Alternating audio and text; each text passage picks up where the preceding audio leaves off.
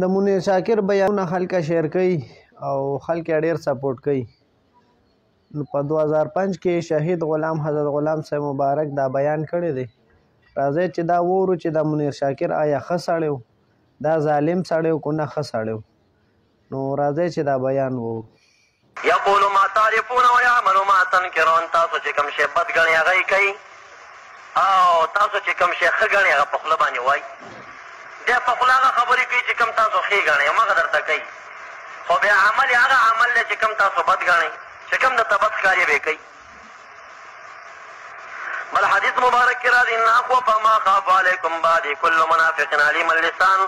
ډېر چې زما په امت کې زه یریږم د هغه منافق نه یریږم چې علیم اللسان به وي، ژبې نه به ډېر ماهر وي، ملا به وي او فصاحت به لري او ډېر په بڼه او په ترنم باندې به خلکو ته بیان د مسلې کوي، خو یې به منافق عقیده به یې خرابوي.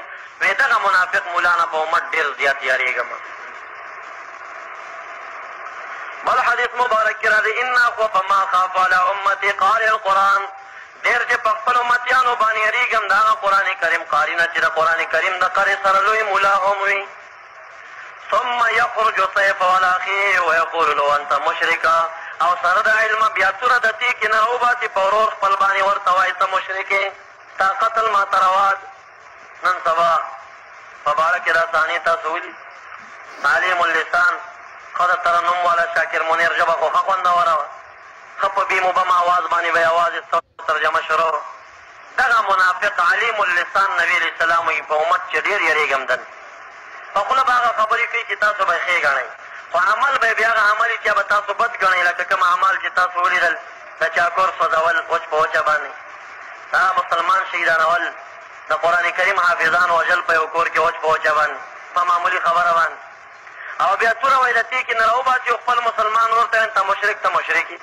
نو تاسو وګورئ چې دا څوک دی چې قاري دې شي، علیم اللسان لوی ملا دې شي، ترنم غوندې اواز دې شي او ورور باندې دې توره راوباسي ورته وایي ته مشرک یې زه دې وژنم. دغه به څوک یې؟ نبي علیه السلام خو د چا نوم نه اخلي، که نوم واخلي خو د دې بېدینه غوندې به یو بل بېدینه بیا بل پیدا شي، نو به بیا نه مراد.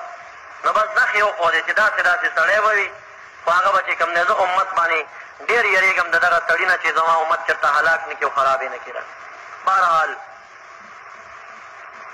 بل حدیث مبارک کې راځي منصور ابن زازان وایي د ده روایت دی، مسند احمد او بیهقي ذکر کړی دی.